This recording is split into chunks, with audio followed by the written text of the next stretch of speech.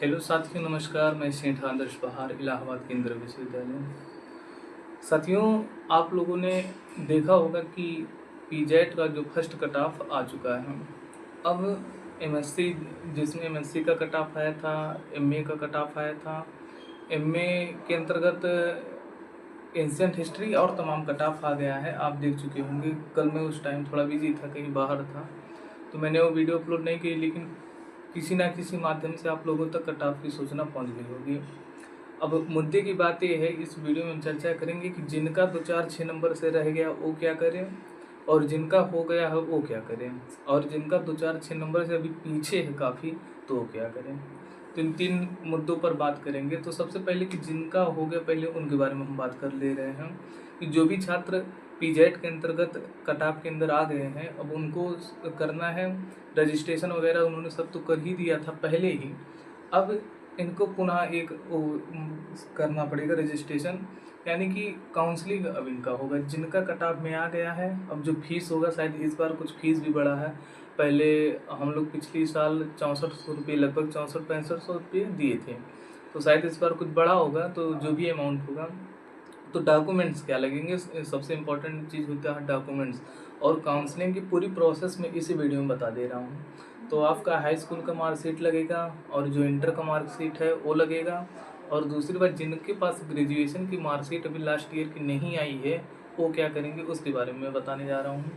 ठीक, तो जिसका भी हो गया है, तो हाई स्कूल का मार्कशीट, इंटर का मार्कशीट और ट्रांसफ़र सर्टिफिकेट, यदि आप इलाहाबाद यूनिवर्सिटी से बाहर की किसी यूनिवर्सिटी से ताल्लुकात रखते हैं, जैसे राम मनोहर लोहियावाद यूनिवर्सिटी हुआ, या किसी अदर स्टेट से आ रहे हैं आप, या बुंदेलखंड यूनिवर्सिटी हुआ, गोरखपुर यूनिवर्सिटी हुआ, जौनपुर पूर्वांचल यूनिवर्सिटी हुआ, जो भी कहीं से भी आ रहा हो, जो इलाहाबाद यूनिवर्सिटी में लास्ट ईयर था, जो इलाहाबाद यूनिवर्सिटी के छात्र हैं, वो यदि पुनः इलाहाबाद यूनिवर्सिटी में पढ़ रहे हैं, तो उनको टीसी और माइग्रेशन की आवश्यकता नहीं है। ठीक, तो माइग्रेशन टीसी उनके लिए लगेगा। जैसे हम लोग ने पिछले साल था, तो हम लोग नहीं लगा था, क्योंकि हम लोग यहीं से पहले से ग्रेजुएशन यहीं से हुआ है, और पीजी फिर यहीं से कर रहे, तो हम लोग को आवश्यकता नहीं हुआ कि फिर से वो लगाया जाए। तो टीसी माइग्रेशन की कोई नीड नहीं थी। बाकी जो बाहर के छात्र हैं, अपना हाई स्कूल, इंटर और वो ले लें, माइग्रेशन ले लें। जो माइग्रेशन खासकर उनके लिए लगता है, जो अदर स्टेट से स्टूडेंट आते हैं, उनके लिए मैंडेटरी होता है कि वो माइग्रेशन लगाएं। जैसे इसके पहले मैं बता दूं, मैं सागर यूनिवर्सिटी में जब यूजी आज फर्स्ट ईयर में जब गया था उधर, तो जब इलाहाबाद यूनिवर्सिटी मेरा नहीं हुआ था, तो मैं सागर यूनिवर्सिटी मध्य प्रदेश में पढ़ रहा था। तो वहाँ क्या हुआ, माइग्रेशन लगा, क्योंकि मैं एक अलग स्टेट से, उत्तर प्रदेश से बिलोंग कर रहा था मध्य प्रदेश में। तो वहाँ के लिए माइग्रेशन, ऐसे जितने भी छात्र हैं अदर स्टेट से आ रहे हैं, तो उनके लिए माइग्रेशन कंपलसरी है। यदि फिर आपका सेकेंड ईयर स्कोर कार्ड लगेगा, एडमिट कार्ड लगेगा, कास्ट सर्टिफिकेट लगेगा। हाँ, ध्यान रहे, कुछ लोगों के पास कास्ट सर्टिफिकेट सेंट्रल वाला नहीं है, तो ये कंपलसरी है। इलाहाबाद विश्वविद्यालय में, आप केंद्रीय विश्वविद्यालय में पढ़ रहे हैं, तो इसलिए आप सभी का सेंट्रल कैटेगरी वाला जो कास्ट सर्टिफिकेट है वो कंपलसरी है, आपको वही प्रयोग करना है।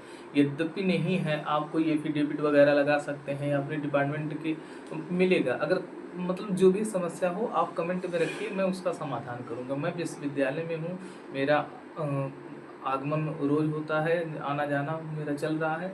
तो जिसका भी कोई दिक्कत हो, आप हमें बताइए, मैं आपके प्रोफेसर से बात कर लूँगा। जहाँ कहीं समस्या होगी, मैं उसको समाधान किया जाएगा।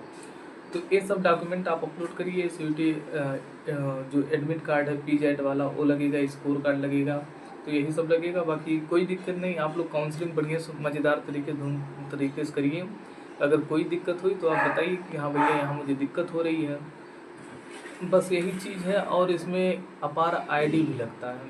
तो ये सभी आपको क्या करना होगा, एक फ़ोटो खींच के, आपके सभी मार्कशीट का फ़ोटो खींच के अपलोड करना होगा। और एक लगेगा, क्या कहते हैं, प्रवचन प्रमाण पत्र। खैर वो तो दूसरा हो गया। एक लगता है नहीं, और मुझे ख्याल नहीं आ रहा है अभी, मैं नाम नहीं याद आ रहा है। वो मिलता है आपको, यहीं से मिल जाएगा, या तो ऑनलाइन में वो डाल दूंगा अपने चैनल पे।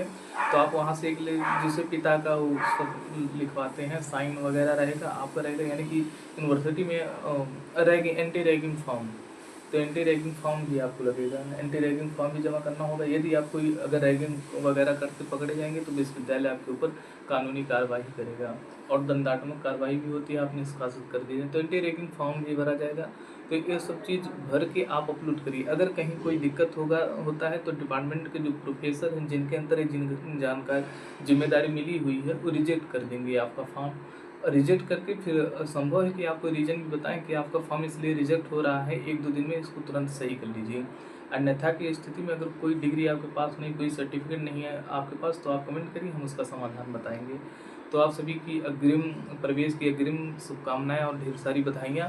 बाकी अब जो रह गए 2-4 नंबर से तो घबराएं बिल्कुल ना। अगर 2, 4, 6, 10 नंबर से रुक गए हैं तो थोड़ा इंतजार करें, उनका मेन ही कैंपस में होगा। अभी सेकंड राउंड का जैसे ही कट ऑफ आएगा मैं आपको सूचित कर दूंगा। सेकंड राउंड की कट ऑफ भी आएगी अभी, ये लास्ट कट ऑफ नहीं थी, याद रखिए पहली कट ऑफ है।